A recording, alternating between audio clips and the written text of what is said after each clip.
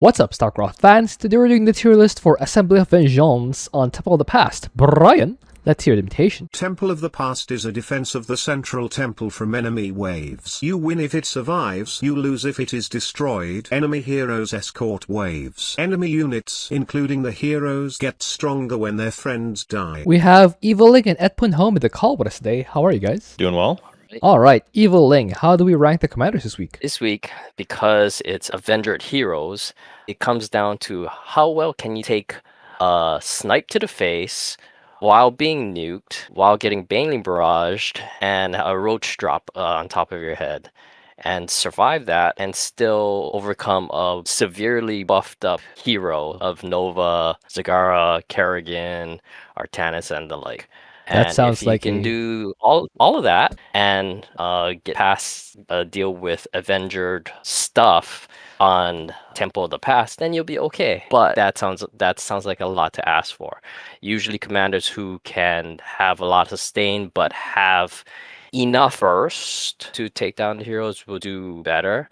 Heroes that or commanders that are very flimsy and fold like paper will definitely not be doing any well. They will fold like paper indeed. What do you think, Edpun home? Yeah, it's mainly Heroes from the Storm. If you can handle that super well, then Avenger, most people can handle just Avenger by itself if you can kind of target down the heroes. But if you're taking a lot of damage from Heroes from the Storm, then trying to deal with Avenger, it can be a little tougher. So it's really, if you can very cleanly handle that, then you'll do fine. And if you can manage to struggle through both, then great. But yeah, it's mainly the heroes, I think, this week. Alright, sounds fair. Let's begin. Abathur, where do we have him? Abathur's main problem really is just biomass farming in the early game. I think once you get out to disabling Cloud, not blinding Cloud, of course, then you're not going to have much issue because it sort of perfectly shuts down both of the mutators this week. You just blinding Cloud everything and a move, and you'll be fine. So I think if you can survive to get to that, which isn't impossible by any means, then you'll be doing pretty well. So I had him in A tier. We almost had it. We almost had the disabling countdown. We switch right back. What do you think, Evil Ling? Yeah, I completely agree with A tier for Abathur. Good thing about Temple of the Past, it's a slower starting map. So to get your first Brutalist, you're not going to get it off the bat like other maps, but you should be able to get it before the map starts to ramp up, which happens after the first Thrasher. So you should have 1 to 2 ultimate evolutions by then. You should have your expo set up. You should have enough gas to get at least 2 Vipers out. Ideally, you get 3 Vipers out. Make sure they use their consume once they come out so they're at full energy and ready to use their disabling clouds, and you should be able to get through it. The hardest part is for Abathur would be dealing with bursts needed to deal with Avenger stuff. Ravagers are really good for Abathur's burst damage, and adding Devourers is also good because their corrosive splash helps to whittle down the heroes or whatever is Avengered. A to B? Okay, both of you had Abathur in A. Let's put Abathur in A. What do you guys think about just mass Stormhost without getting ultimate evolutions? I think that's fine. Yeah. I don't think you need to not get ultimate evolutions, but I think you probably do want to do like the 3 Swarm Host Rush probably for your opener. Yeah. I think obviously getting Brutalisks is always handy for, I need to deep tunnel across the map here real quick. You can Makes do that, sense. So. All right. But you'll still need Vipers for that because Definitely. Yes, if you Vipers just have obviously. Storm Yeah. Hosts, yeah. Of course. Okay. All right. Second prestige or no prestige? Second prestige is fine. All right. Yeah, I Moving think on. second's fine because you are making a lot of locusts. Moving on. Alarak, where do we have him? Alarak, he's a brawler commander. He is very good at outputting damage. The thing is, you want to make sure he's not taking similar amounts of damage coming back to him. And if he is, you need to have enough supplicants in order to deal with it. If Alarak, the good thing is, if Alarak gets sniped, nuked, as long as all the damage is going to Alarak, he won't die as long as there are enough supplicants for him. And even if he takes 1 nuke to the face, as long as the supplicants are out of range of the nuke and Alarak takes the brunt of it, and Alarak just eats the supplicant, that's just 1 supplicant. It's not like a whole bunch of supplicants at one time due to that massive spike. But if he's continually taking more damage, then yeah, he's just gonna go through supplicants like no tomorrow. For the length of this map, I'd suggest P1, and Alarak is still there, waving his hands in order to crowd control to make sure while things are in the air, they're not doing their damage to him. I think Alarak is A to B. A to B. What do you think, Eppenhelm? Yeah, I think Ascendants are going to be really good this week because they have good crowd control and they can also pop the heroes. You just have to be careful not to lose them all to a nuke. And as long as you do that, you should be completely fine here. So I had him in A. A tier for Alarak. Both of you had him in A tier. Let's put Alarak in A tier. Prestige-wise, third one. I think 1 or 3, yeah, is fine. Okay. I've done it with 2, and it's not that bad with 2 either. Okay. Moving on. Arcturus. Where do we have him? Arcturus is quite good. He's got Earth Splitters and he's got the Contaminated Strike with those Earth Splitters to kind of shut down all of the basic units in a wave. So things become a lot easier once you have that set up. You do have to be careful about Earth Splittering actual waves and superpowering the big units before they actually make it to your base, maybe. But yeah, with bunkers and everything like that, your only real concern is Nova. And as long as you kind of push out in front of your bunkers, bait the nuke, and then run away, I think you should be fine. I think he's pretty darn good this week. He's got good top bars for helping deal with this, both Dogs of War for tanking and damage, and then just Nuclear Annihilation to instantly shut down whatever wave is giving you trouble, basically. I think he'll do pretty well, so I had him in S tier. What do you think about S tier, Eviling? I don't know about S tier because I think Arcturus folds when there's pressure directly on his base. So let's say you're past the first Void Thrasher, and then you got the crappy side that has Nova and Nova Zagara and coming Zagara. down the lane. Yes. So you make sure you have enough mandate for it, because if you don't have your nuke ready for it, you're going to get steamrolled regardless, I think, of comp at that point. Dogs of War could do it, but they're not going to do it. Your economy at that point should be saturated, but it might not be able to sustain a prolonged engagement with a buffed up Zagara and Nova. I don't agree upon S, but I still think he's A to B. He has the tools to do it, but you need to be very, very mindful of when to use nuke.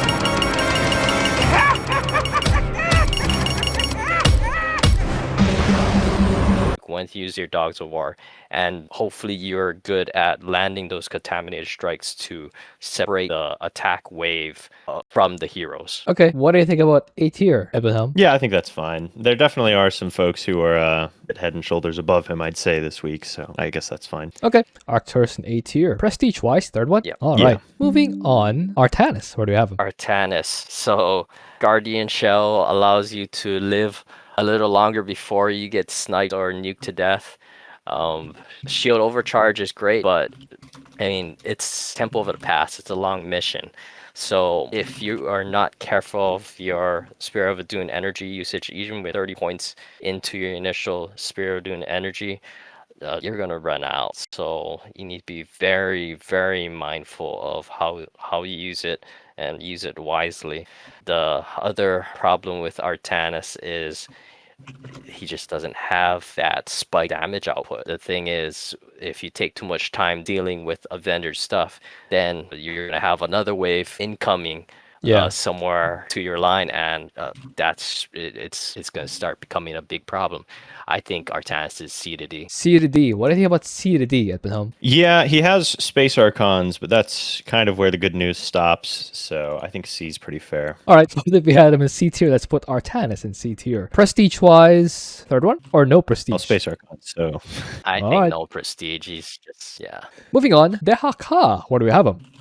Well, Dehaka is very good. He's got pack leaders, so that's kind of enough, but he's also got other stuff, so it's even better. He can eat himself when you need it, which is helpful in the early game. Pack leaders, again, incredibly good. There's not even the concern from last time we had this, last time I can remember at least, where there was a moment of silence, so they don't even get shut down or anything. So he's very, very, very good. I think you should have a pretty simple time. The only issue is like double prong waves, but as long as you're on top of like calling back pack leaders so you can call on a new one when those are needed, I think you'll be fine. So I had him in S. What do you think about S tier, Eviling? Dehaka P2, definitely S tier. Being able to deal with that second hero of Dehaka and Tychus, being able to just cancel out the enemy Dehaka is no other commander has that at that point in time. So that's very nice, and definitely do not underestimate that hero either. Once he spawns his little minions, they can perma stun lock a hero or units. So it makes that hero pretty dangerous at that timeline.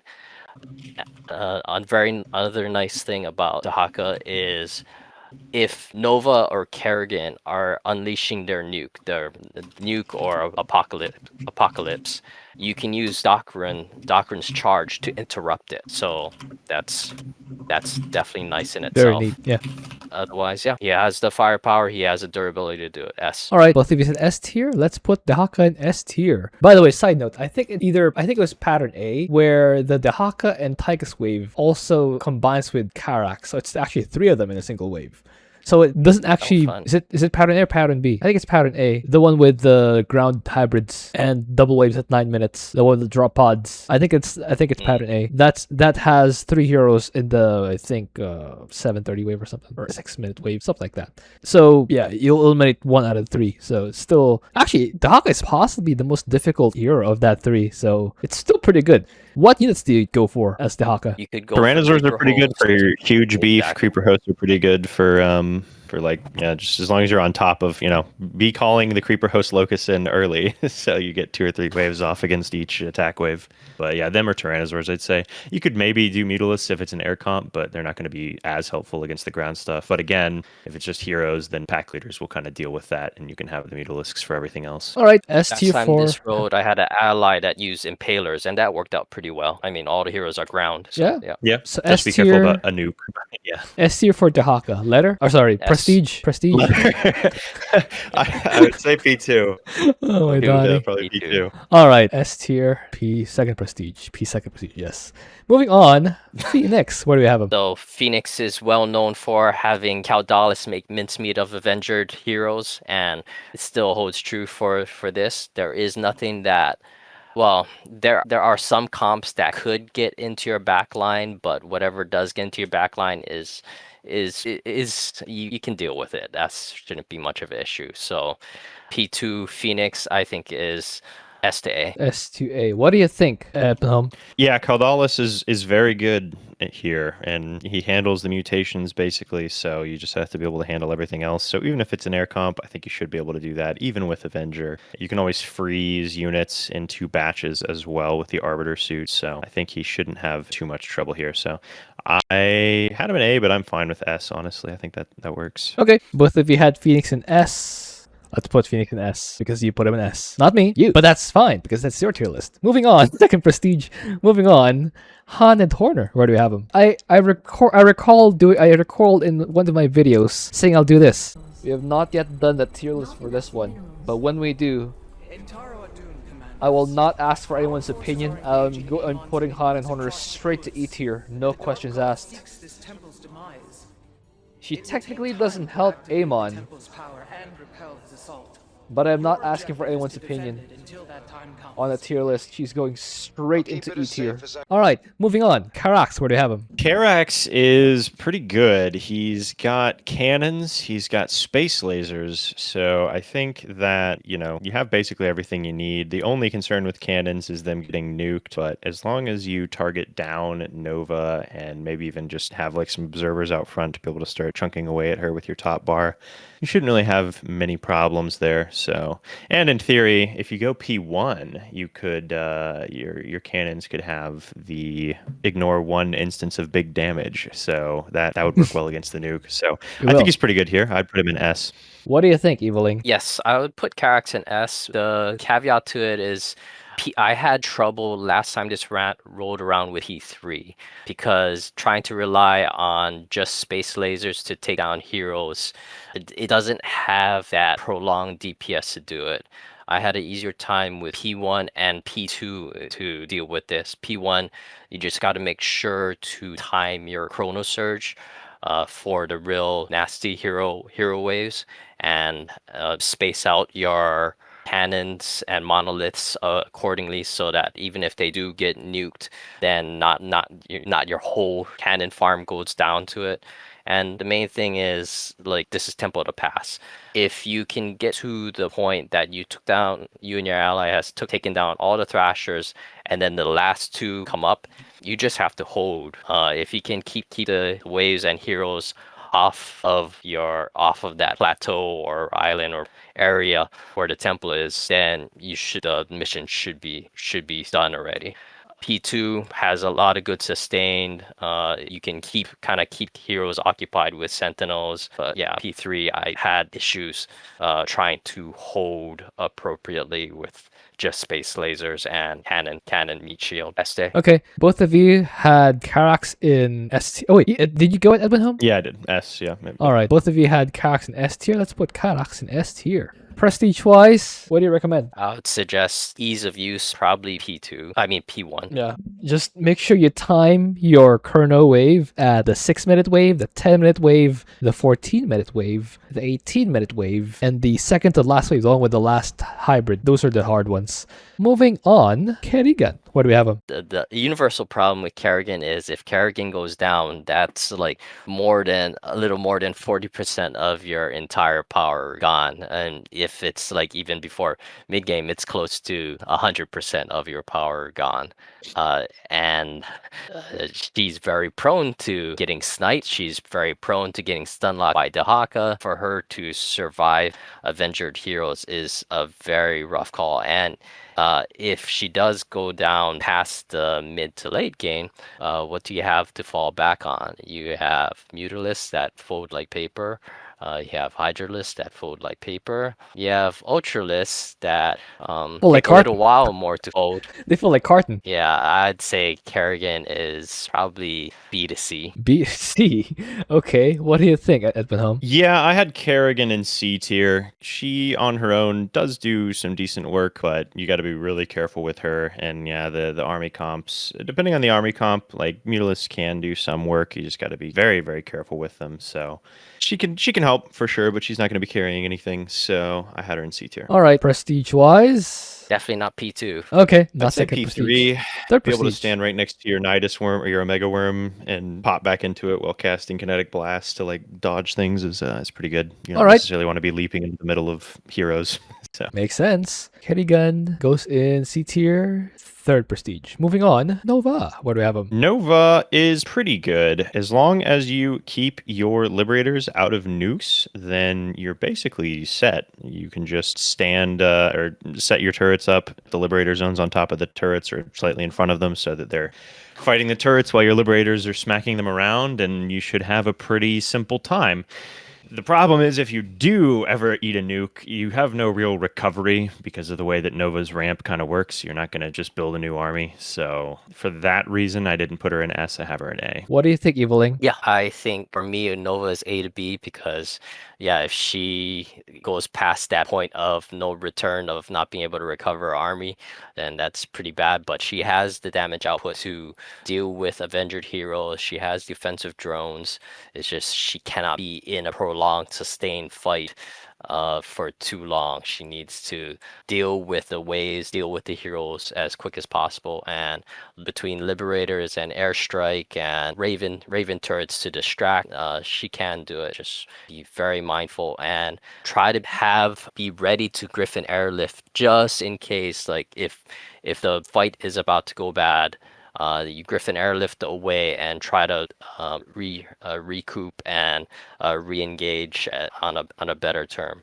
If you can, try to engage early down the lane, not at the ramp. And that way, if things go bad, you can airlift out and then fall back to the ramp to have a better defensive posture. Both of you are okay with A. Let's put Nova in A. First prestige, right? What's sneaking with you on Temple of the Past? My Donnie.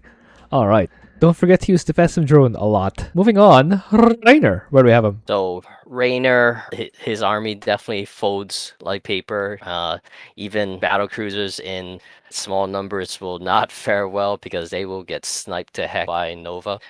If you can, with Raynor, getting into a spawn camping position, that would be fantastic for his vultures because all the heroes are ground units. So if you can manage to set up spider mines at the spawn locations, you'll be in a better place, but you would still probably take quite a bit of damage from stuff coming down the lane with Avenger that are all Avengered. I would put Raynor probably about B to C. B to C? What do you think, Edwin? Yeah, I think the main problem as well is it's like if you are able to spawn camp, it's probably because your ally got it to where you could spawn camp, and then all you're doing is making it look like you did more than you did in the post game with the spider mines. So Yes. I think he's really going to have a rough time. It's one of those things where it's like Raynor can only thrive if he's got an ally that's doing most of the work for him, I think. So I had him in D tier. I'd be fine with C though. Okay, both of you are okay with C tier. Let's put Raynor in C tier. Prestige wise, actually, Raynor prestige. Nice. What prestige for Raynor? Either One that has P0, mules for P3. sure. Don't Yeah, do P0, P1. P3, I think. 0 or 3. All right, that's what I heard. 0 or 3. Moving on to someone who's not C tier, Stet Boy. Where do we have him? Well, Stetmann has Zerglings and Stet Boy himself, or Gary, and with those two, that's basically all you need. Obviously, Stet Zones as well, but that's not a unit, that's a building. So with those three, you will just have a very easy time. You don't have to worry about nukes particularly. The only real thing you have to be mindful of is that Gary will get shut down by Dehaka, so you need to have enough units to help against that, and make sure that you overcharge the Stetilite before he gets shut down by Dehaka, because then they'll just be beating on him while he's got shields constantly on him, so it should make it a little easier. As long as you handle that, I think you'll have a fine time. So S tier. What do you think about S tier, Eviling? Oh yeah, definitely. P2 Super Duper Gary is definitely S tier. The Dehaka problem is significant. Usually for that, I would actually make Mecha Banelings, and just I don't want to deal with Dehaka and have enough Mecha Banelings to spike that down, and the rest will just be normal. Yeah, it's kind of funny that Dehaka is the biggest threat to Super Duper Gary, whereas you got the likes of Nova, Kerrigan, Zagara, and they're not that much of an issue because Banelings can tank all that spike damage. And if they can't, then they get recycled. Yay! You'll definitely want some air to, if you can prevent the drops from the top. So definitely having some Hydralisk will be good for that. And also the Thrasher too. Something that we didn't really mention too much is a lot of times when you be dealing with the Void Thrasher, it will be big and buff. So you're going to need a good amount of damage, and you don't want to spend too much time taking down the Thrasher. But yeah, between either Hydralisk or Corruptors with their P, that should be able to melt the Thrasher pretty quickly. But S to A for Stet All right. Boy. How does Stet Boy deal with Avenger Artanis? Slowly. Usually Slowly, yes. With as much green zone as you can throw at your Zerglings to make them stay alive for long enough to trade efficiently with Artanis. what I Yeah, like well, to and every do- Zergling that dies just speeds up Gary's attack, making it go a little faster. So, Best oil. yeah. All right. What By I the like way, to do with Artanis is use Corruptor P on him. It's just it's appropriate. that's pretty neat. That is pretty neat. So one thing I wanted to mention earlier, but I totally forgot, was that Raynor has something that most other guys can't do, and that is just drop guys in front or behind the spawn points of the waves. Because in the in the latest update, the least old update of co-op, the heroes spawn separately from the waves. They don't spawn on the same spot, so you can actually take out the waves so that the heroes don't get Avenger buffs. And if the heroes don't get Avenger buffs, bunkers might trade somewhat efficiently. But I'm not saying it's good, but it's just something that a Lila type player can do. So if you are a Lila type player, number one, why are you watching this video? Number two, you can do that. Moving on, Stukov, second If procedure. you found out about that trick from this video, probably don't try it in pubs this week. Probably don't try it. S tier for Stet Boy. And moving on, second prestige, Stukov. Where do we have him? So Stukov, he has a lot of stuff that can eat damage, but does he have enough to output the damage to put down an Avenger hero? For your average P3 Stukov player, that's a clear no. Bunkers are not going to cut it. Just mass bunkers are not going to cut it. What will cut it is if you start mixing in infested siege tanks, brood queens, especially brood queens. They're essentially flying Yamatos with added benefits of when the unit dies, you have broodlings that come out of it. So that is how you get Stukov to the point that he has enough DPS to take down an Avenger hero. Now, whether or not people, your P3 Stukov enjoyers will listen to that piece of information, it's unlikely they'll even watch this video. Letter. I think Stukov is, I think I'm feeling A to B in competent hands. A to B. Okay. What do you think, Epenhelm? I think we need the if those kids could read, they'd be really upset meme up for Evelyn's commentary there, you know. But yeah, I think A is pretty fair. Like you said, you can't just play this with your brain off, but I think he still has the tools to get it done. So I think A is good. I will add a tiny bit of information. I played a few attempts with Karagan, and he played as Stukov. He tried using the Brood Queens. He said, and I quote, "This is too hard." Does he?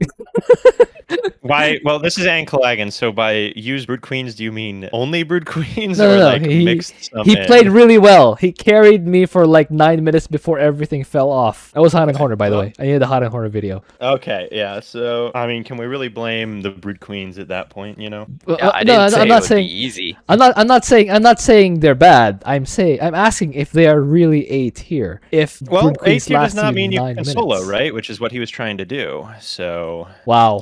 Wow. Okay. Okay. I was saying, okay. Oh my Donnie! I'm out here catching strays. No, more Han and Horner, you know, this week. I mean, Oh we my didn't even Donnie. bother speaking about Han and Horner. This Oh, I did. So- Don't worry. You don't have to because I did at length. It's an E tier. So yeah. Don't worry about No, speaking I about mean- Han and Horner. I did at length. I mean, maybe you could say B tier at that point. I don't know. I think I also played another piece of information. I played Stukov, and it took me 17 attempts because I found that the early game is really tricky because, well, not the first wave. The Dehaka wave is really tricky to bring down. You need a lot of units to be able to match that. And if you use your Alexander, it's actually the Alexander is not enough, by the way, to bring down the Dehaka wave. They get really buff. And because you're a Stukov, you do not have the option of sniping the mobs before they link up with the heroes. So you'll almost always have Avenger heroes. That's the second piece of information. I'm not asking you to change your answer. I'm just adding that piece of information. If you're still Good to okay know. with wait, are you putting him in A or B? I was gonna say A, but I'm fine with B as well. Let's just do B. There's enough in A at the moment. yeah, B is completely empty. B is pretty empty. Plus, B is purple. Let's just That's say there's color not creep. this level of questions about, you know, the people that are in A. It's like, Well, I played Stukov. That's why I have questions. I also had no, I questions know, about. that's what I'm saying. I also had questions about Arcturus, Fenix, Alarak, but I didn't play them this week, so I didn't raise those questions. I played Stukov, that's why I raised those questions. That's it. Okay, Yeah. moving on.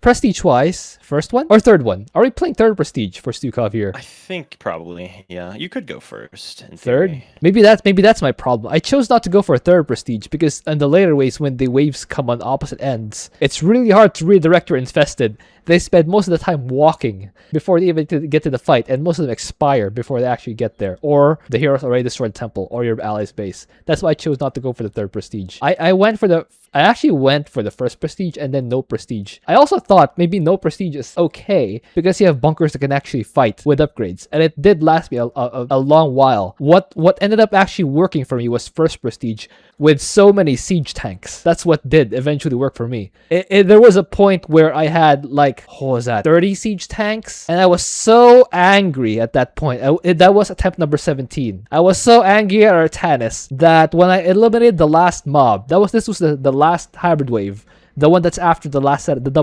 one that's after the double thrashers. Artanis spawned on my side, and I cleaned up the waves, and I saw him, and my entire vision turned red. And I deep tunneled all my tanks on top of Artanis. I lost half of them, but I did eliminate Artanis. That was a win for me. That's how it was playing Stukov this week. I was like, I have a that's question. I mean, he killed Artanis, so He did. Without mobs, without Avenger. Oh my So Donnie. a question when dealing with Artanis, P1 related. How long do your siege tanks, with 30 siege tanks before you took down Artanis, How long were they firing the volatile infested before they ran out? It wasn't longer than a minute, obviously.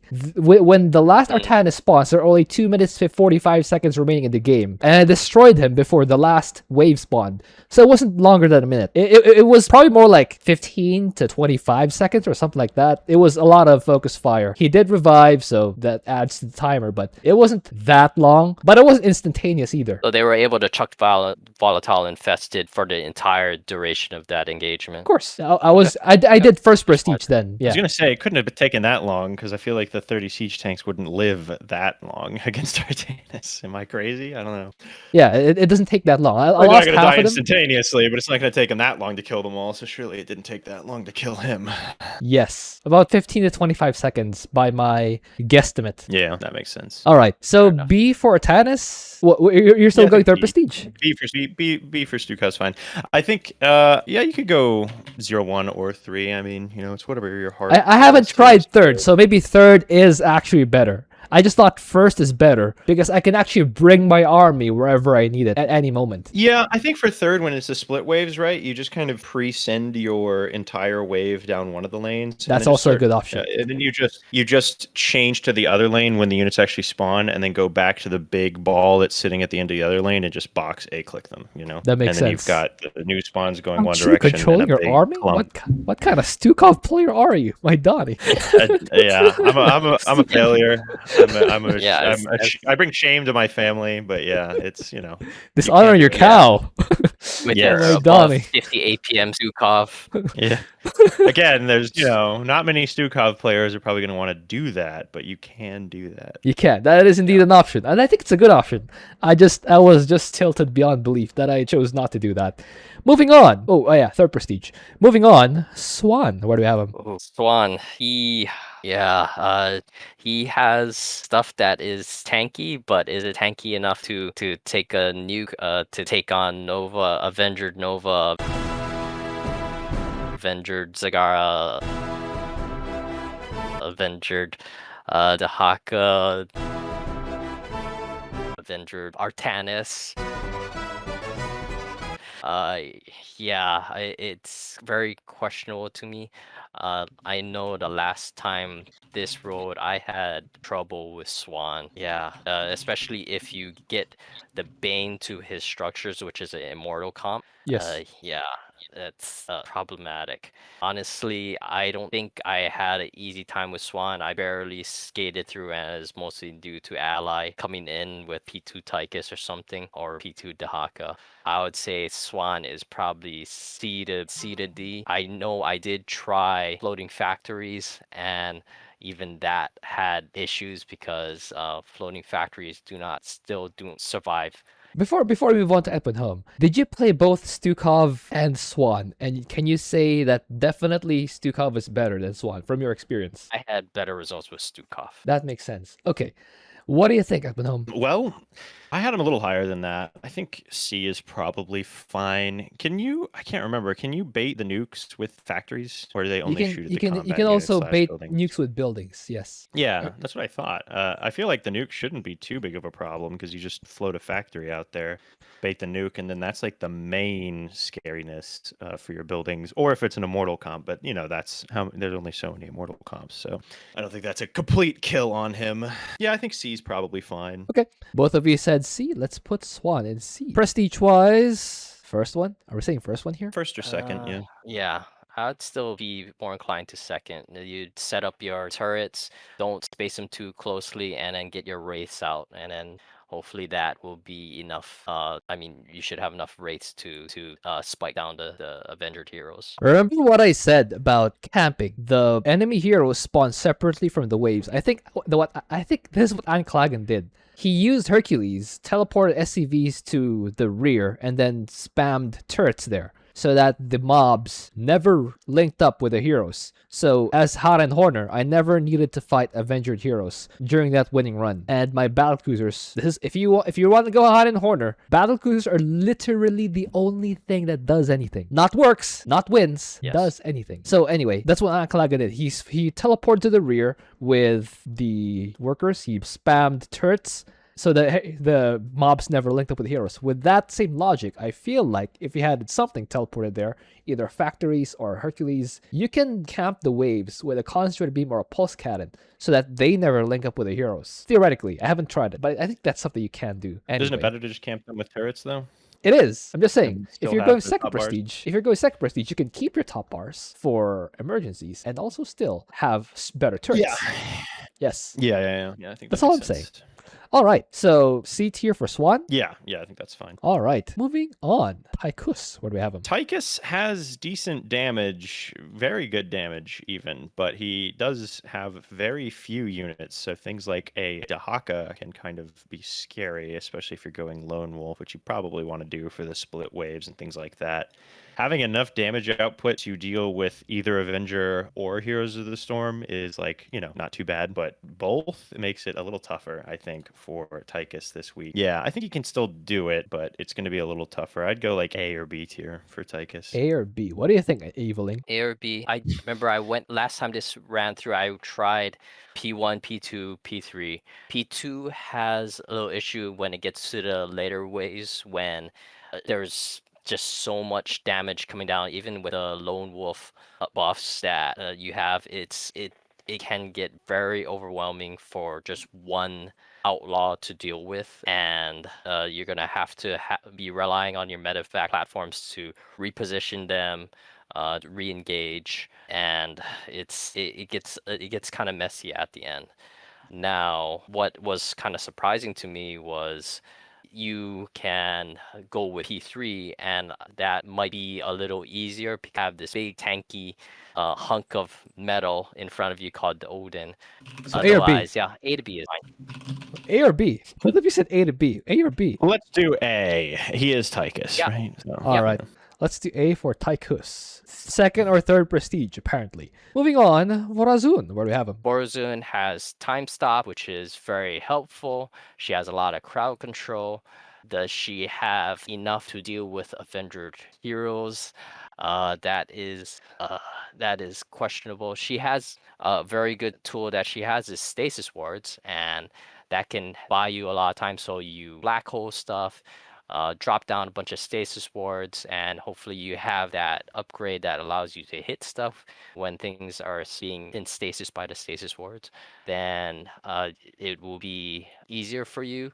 Now, whether or not she can continually do all of that against like an air comp wave, that is a little questionable. B to C. B to C. What do you think, Eppenhelm? Yeah, I had Vorazun in B. I think time stop's pretty good. If you're very careful with your DTs, it can do well. So I think she'll be fine. Not great, but fine. Vorazun, it turns out. B tier. She and her 1 prestige go to B tier. Moving on, Zagara. Where do we have him? Zagara is going to potentially run into enough damage issues because there's a lot of health to chunk through with your banelings. But if you can do that, I guess it'll be fine. Don't get nuked. Don't have roach drop land on your army and things like that, and you'll do okay. So I had her in B as well, actually. I think she'll do okay with P1. What do you think about B tier, Eveling? Yeah, I think Zagara in B tier is fine. It's just with P1, I would definitely be very careful. I've seen people